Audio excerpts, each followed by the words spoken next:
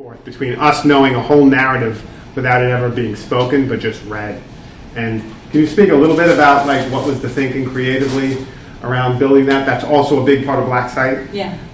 And also it's a huge part of all there is. frames. Yeah, so it's all of it. So can you talk a little bit about what that and how that kind of feeds the vision of these films? Yeah, we wanted to highlight both sides of that thing, which is like what is the tech and how it is in our lives and how we react to it. So a lot of these stories are human stories, right? We're talking about how embedded we are with technology and what effect it has on us. And we trust it. Like every person in all of the films goes into this. They're a little, there's a little bit of trepidation, but they're like, well, okay, fine, I'll do this. And what is the effect of that? So we wanted to figure out a way to visually show the person being not attacked, but being kind of pinged constantly by technology, and how is it disrupting just a flow? How is it kind of entering our lives in a particular way? So in like a model employee, she gets all this text all the time, and we know we get texts and notifications of a lot of stuff. I try to turn off a lot of my notifications so I don't get them and stuff, but there's an email that he told me we had that I needed to reply to, and so he's my notification system, but like things like that, I suppose. But also, there's a thing called notification fatigue, and that's a real thing in the world. Like, if you get too many notifications, you stop paying attention to the important ones. And that conversation came up recently in Canada when they had the emergency notification system. And in different parts of the world, you have different tiers of notifications. So you have like, death on one, whatever, like, the world is ending level to, my cat is missing level or whatever, like, and everything. I don't think it's my cat is missing, but they recently, there was like a couple of Amber Alerts that came out, and they came out like 2 a.m. and everybody got it, right? Because in Canada, they flattened all the levels to the topmost level. And so it was a weird conversation between people being like, I don't want to be bothered by this, and other people saying like, yes, but it's a child. So it's like a weird emotional thing that also comes to play in this. And there were smart people who maybe the timing was wrong for them to say it, but they're like, I understand that kids are involved, but we have to be careful about how we do this, because if you do everything at that level, people will stop paying attention. So if there is a flood coming and you hear your phone buzzing and you're like, I'm not going to go out and do this, I'm not going to pay attention to it, because you think it's one of the 3 things that normally happen. So it's also like kind of trying to highlight how much notifications are a part of our life and what that does to us. For frames, we wanted to kind of show that through the perspective of the machine, right? So if you watch it, there's no dialogue, there's nothing. You're only watching it through the perspective of how machines are seeing this woman go through life and what it's doing. Is it like getting it right? It's like making certain calculations about her because she's going here, she's doing certain actions, she's walking here, she's doing transactions, and the machine is like, oh, she did this, or she's walking here, this is happening, and it's making calculations about her. But are they real? Are they true? We don't know. So we wanted to kind of create that distance while also having the person go through something that's highly emotional and highly human, but seen through this cold vision of the machine. Yeah. So we kind of want to bring both those things into play, and that's why like that overlaying that stuff, I think, at least goes to some degree to achieve that. Yeah, and in Black Site, you have that wonderful effect where the actual screen comes out of the phone. Yeah, yeah. And it really creates this beautiful 3D effect cinematically. And I do want to talk a little bit about the cinema of these. I mean, I don't know about you all, and please jump in because you know how I talk. But I was really blown away by frames, but also on watching a model employee of the actual visuals. Mm-hmm. The graffiti of the city, the backdrop of that physical versus these kind of virtual, like almost interruptions. Mm-hmm. And was there something going on there? Am I just overreading it? Or? No, you're not. Yes and no. I mean, it took me really long to find filmmakers that I thought would be able to do this well with the sensitivity, being able to tell a story about technology and humanness. And so Josh, who made Black Sites, he's actually local in Kingston, so that whole thing was shot in Kingston. Yeah. It was he came up with doing the screen like that, which was kind of cool, like when I saw it. And the other 2 are both filmed in Montreal. And both the other, Frames and Model Employee are an Iranian couple. I actually found Layla, who made Model Employees, and I was just like, I'm looking for filmmaking. And she's like, oh, my husband. And I'm like, you know what? Yes. I don't have time. Will he do it in this small budget? Yes. It was incredibly hard to find people of color and women of color to do these films. It was really hard. I will say that all of the protagonists are women of color. And that was hard to achieve as well, especially, like my mandate was like, you can't go to the US, you have to do it in Canada, you have to find people in Canada. And it's hard. That's tricky. Yeah, it is tricky. But Farhad and Leila are both like, they've been making films for a while in Iran, and they came over to Canada to do a degree and to continue their work here. So the artistry is very much the filmmakers, 100% them. Like, I mean, we had input obviously, but they had that vision and they wanted to do it. Like Farhad had a very specific vision for frames, and I think he achieved it. Each of them had that, yeah. I just kind of want to go back to the notifications and the ways that was working in the films, and black sites. The breathing thing was really interesting in that way. Yeah. Because it was almost like she was using it, like she obviously had a use for it. Yeah. But it wasn't enough. And there's just like so many layers on that piece. Yes. And I just would love to hear you speak about that part, because I loved that. So Black Sites was written by Nihal El-Hadi, who is she's an academic and writer in Toronto. And we got in touch, like, I didn't know her, she didn't know me, but we knew people in common. And she sent me this script, and I think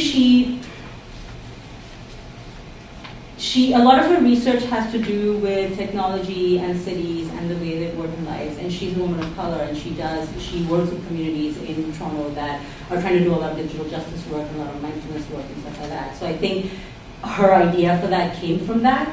And also, like, part of her research had to do with apps and how people use them for kind of doing that stuff. So I think it came a little bit from that. I think Josh kind of did a really great job of visualizing it. That was, again, the filmmaker. Like, he did that thing where it's like, well-breathing and everything. But I think all of the filmmakers and writers took like the prompts really well. I also want to let Tim speak about the overlays in Maughan and Blake, because that was all him. I was wondering, I mean, to build on that, Yeah. with the overlays and with the writing, I mentioned it with Black Mirror, but I also, when I think about Black Mirror, it's been called like the Twilight Zone of our time. In terms of your writing and thinking about that, was that where your inspiration was? Yes, yeah. I mean, yeah. I've been writing short fiction on this stuff for like 10 years. And sort of the Black Mirror thing, I'm a big fan of Black Mirror. It gets criticised a lot by people, especially other science fiction writers, for not being knee-jerk or whatever in certain ways, or being over the top. But I think that the beauty of Black Mirror is if you go and when it's first shown on Netflix, if you go and look at the Black Mirror hashtag on Twitter, you will see a lot of people tweeting about it who do not normally talk about these issues. Mm-hmm. You see, when the second or the third season, I think, the first season that was on Netflix, that first episode was about the Instagram Style Society, where everybody's everyone's rated for everything they do. And a lot of my friends who are writers were kind of snarky about it, so over the top. And I was like, I don't know, you go look I looked at the hashtag, the week that was up, and it was people who do not think about these things, tweeting things like, I am freaking out about my Instagram. I am freaking out about my Facebook, oh my God. And that's it, that's what you want. It doesn't matter whether it's accurate or proportional or anything. It's get people talking, it's get people thinking about these issues. I think that's really powerful. And that's what I try and do in my work, certainly. I'm never set out to answer questions. I'm kind of setting out to ask them or to make other people ask them of themselves, and just hopefully people put this stuff in there. I'm not of the belief that I can solve problems with projects like this. I'm not of the belief that I can solve problems in my writing, but if I can make other people see those problems, be aware of those problems, consider their role in those problems, then that's enough for me. I'm going to push a personal thing here, because I'm so in love with Twilight Zone. Do you see the connection between? Oh yeah, Twilight Zone's a huge influence on me. It always has been, since I was tiny, and my dad made me watch it. I like it. It's Rod Serling's an incredible,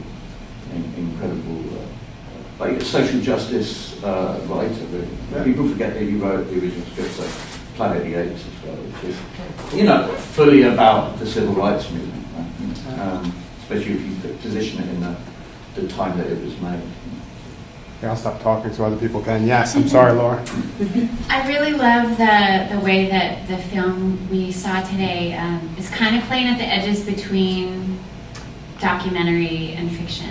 And there's so many documentaries about surveillance.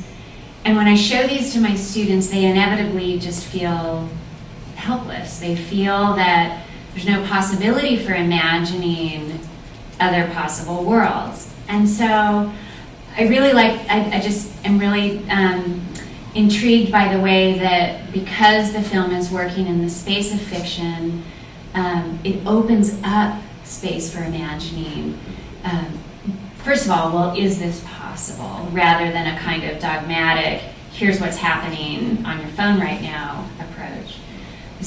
For thinking about, is this possible, and if this is possible, what else might be possible? I think it, and then with the facilitators, guys, I'm really excited to teach this next month in my new information technologies course. I just think that that this approach invites a kind of inquiry that so many of the documentaries about surveillance just shut down. Mm-hmm. There's like no headspace left whatsoever when you're presented with a kind of state of surveillance in the 21st century. Very much. So thank you so much for this. No, thank you. I'm so glad that it's useful. I'm so happy to hear that you're using it in your class. Like, we're going to set up, I've been trying to get the center to help, like, set up like a form of some sort to let people know if and when they use it and how they use it, and if they use materials, if they change materials, so we can, the community can kind of use the materials and then reuse and like all of that. So I'm trying to set that up as well. I'm done with the postdoc, but I'll keep doing it. What I also want to add to this is like, I think one of the things that I've always wanted to do in some ways is like, and I think Tim has done some of this, and I have to give a lot of credit to Tim because he has been doing this work for a long time. And I remember when we did those stories that Chris was talking about like 4 or 5 years ago, people were okay, but they were not really into it, and I feel like that's shifted a lot since then. And I think an interesting exercise is to get students to imagine it, so for them to write these short fictions.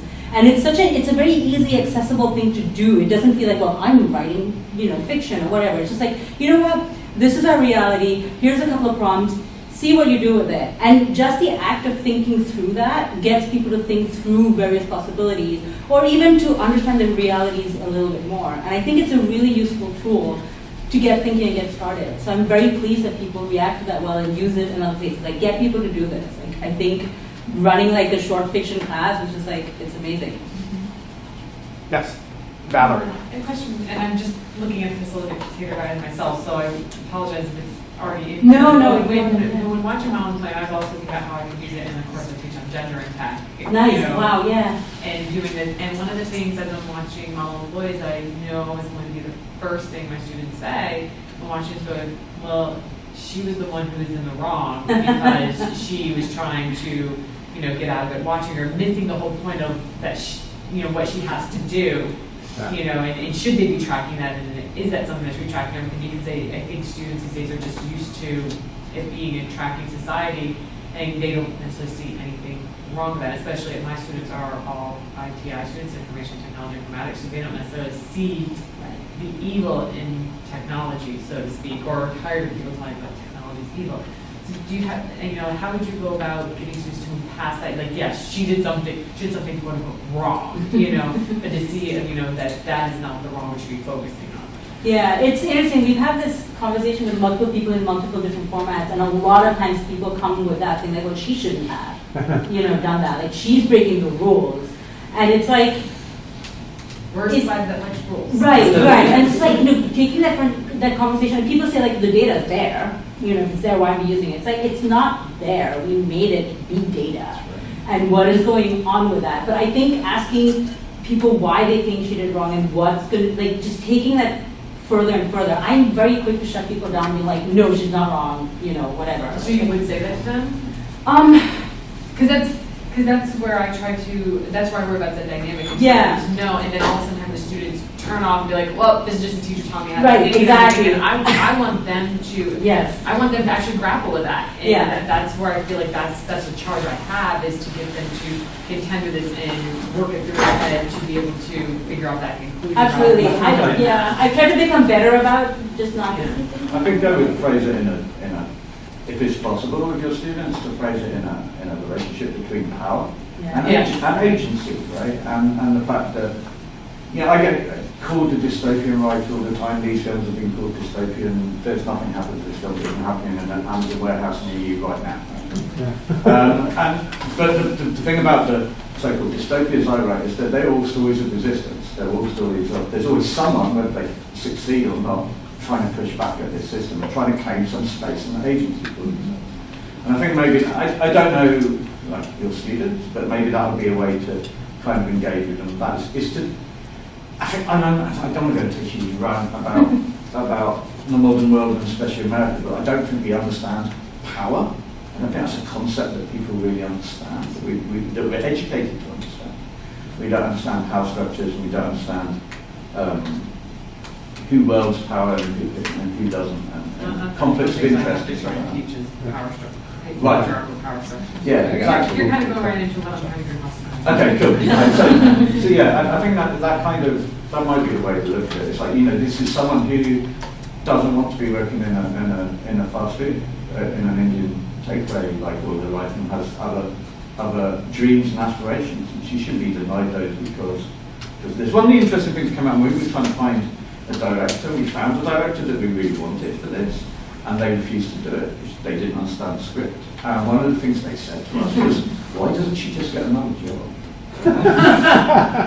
Which was like straight away, okay, you're not the right person for this movie. And secondly, this is very quickly becoming ubiquitous technology. There won't be jobs where you're not. And you're educated, you understand this, you've been tracked and monitored in various ways already. Right? It's just that the technology may not be up to the scale of this yet. But you know, everything you do, you have to log all your students' marks, you'll rank for performance constantly, you rank for attendance and things like that. I'm sure they get, you know, we live in a society where everybody, regardless of your job, you're monitored and tracked. I'm self-employed and a novelist, I'm still ranked, you know, by, you know, how good my work is constantly. So, yeah. I want everybody, I wish we can, this proves, we have more questions, it proves that we need another session like this, and that can be arranged because I know a guy. But until then, I want to give Sava and Tim a big round of applause.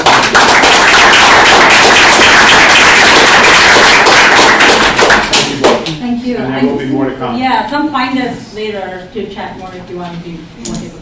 Absolutely. And while Tim is getting set up, Tim Clark, you're next up, but let me stop.